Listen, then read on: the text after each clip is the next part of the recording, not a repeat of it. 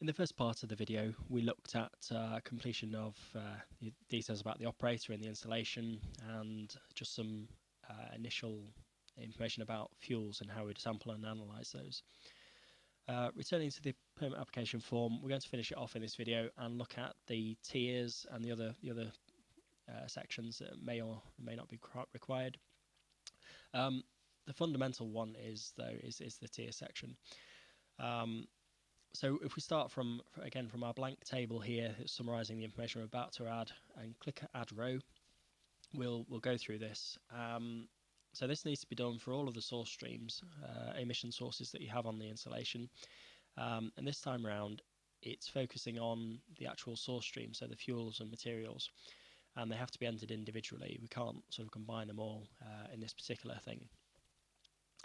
We're asked whether it's a fuel or material, and to provide an estimate of the emissions for this fuel source. So, you know, if the installation's been, if it has already operated and we know what the emissions are, that could be the previous year's emissions, or if it's a totally new installation and we are projecting what those are equally, you know, it's something just to give a guide for the emissions expected from that installation.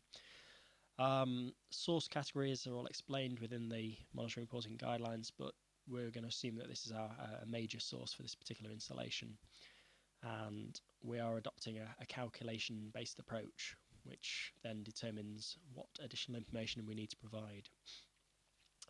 The first set of information relates to activity data and how we measure consumption of our fuel or materials. So for a typical combustion installation, you know, there'd be usually some kind of metering device, which we've got a list of common metering devices here. So I'm going to assume we've got a turbine meter. The unique reference is, we're going to call it an arbitrary reference M1 for meter 1. And the meter uncertainty of that individual meter itself, we're going to set at 2% just for the argument's sake. And it's located near the factory gates.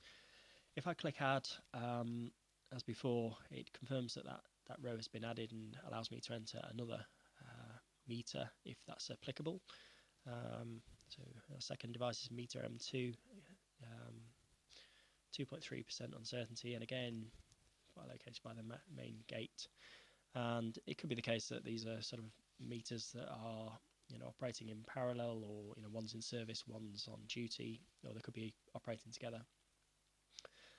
What we've tried to do is to separate out the overall metering uncertainty for this particular source stream, such that it can, you know, where it's applicable, we can take advantage of the fact that, you know, meters that are operating together may have a lower overall uncertainty than the individual meters themselves.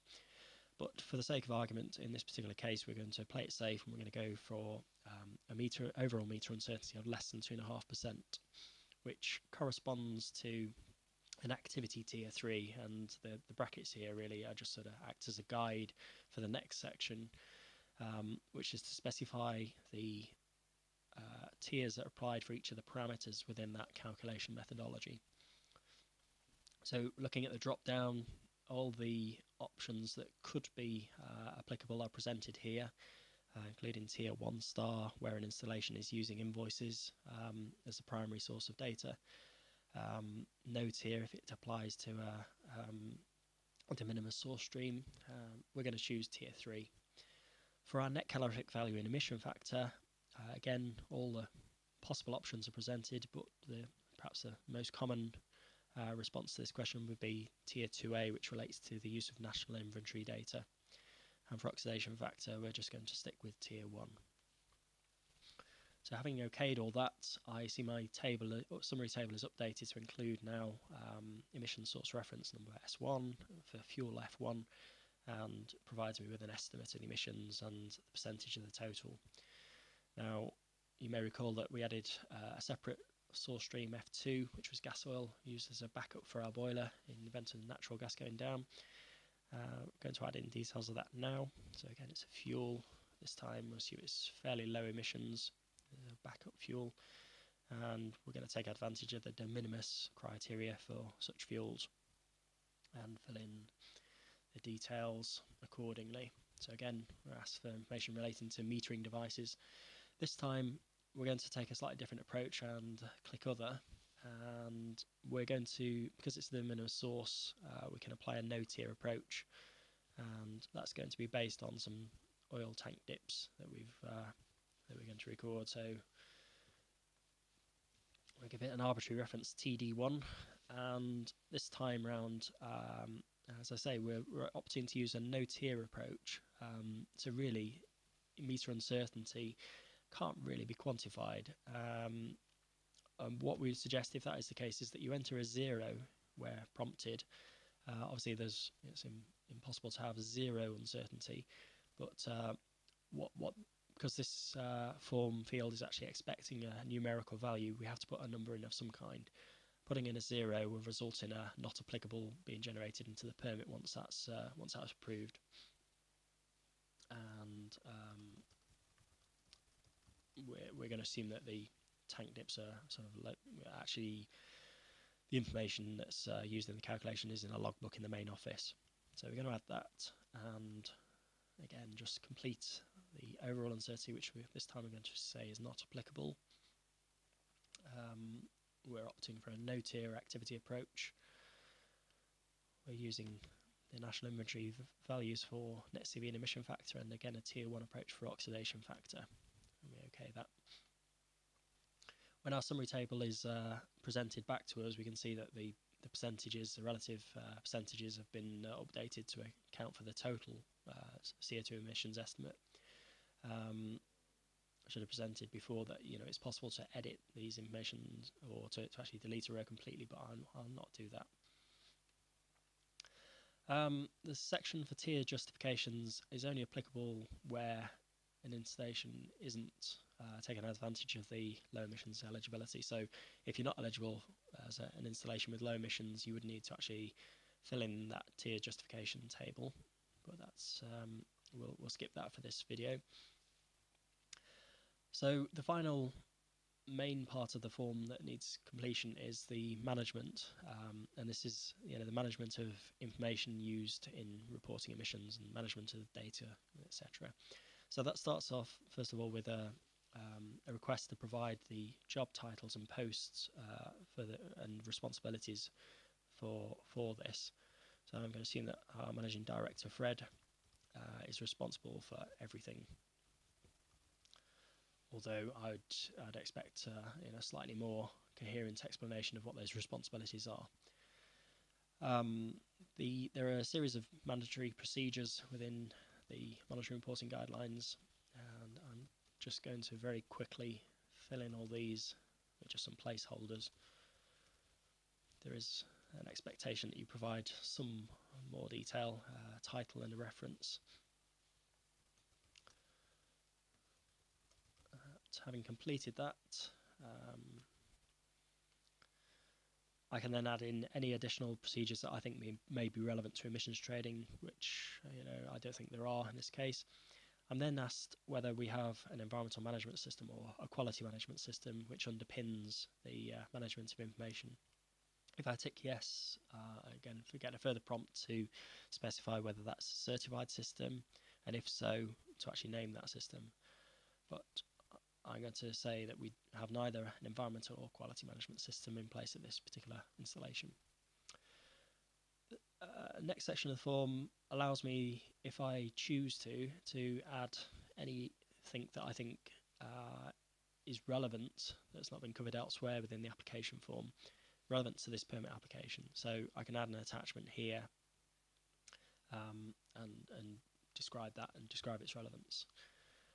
The confidentiality statement is basically setting out the grounds by which information is submitted, not just using ETSWAP, but just as a submission for an application.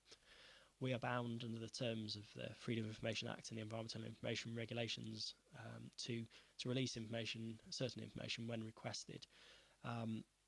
There are some clauses in the regulation which allow an operator to claim that certain information might be considered commercially sensitive or otherwise, and if you feel that is appropriate, you have the option to tick the checkbox there and to add in which particular section you feel needs to be covered by this commercially sensitive provision, and to justify why it shouldn't be released. And we do need a good justification there, because the sort of assumption is that we will release that information when it's requested. And finally, we come to the final submission page. I should explain that the term submit in this particular instance is really to finish off this particular form. Having pressed this, nothing has yet been submitted to the competent authority. It's basically sort of a terminology that's used within the forms application to say that we think we've completed it. It will validate the form contents, check that there's nothing that's been missed out, and save that information to the server. So if I click that button, I get an acknowledgement, and again requested to press OK just to confirm that. Now, for all permit applications, there is obviously a charge, and the next stage in the process will be for you to actually make payment, or to view the payment options that are applicable.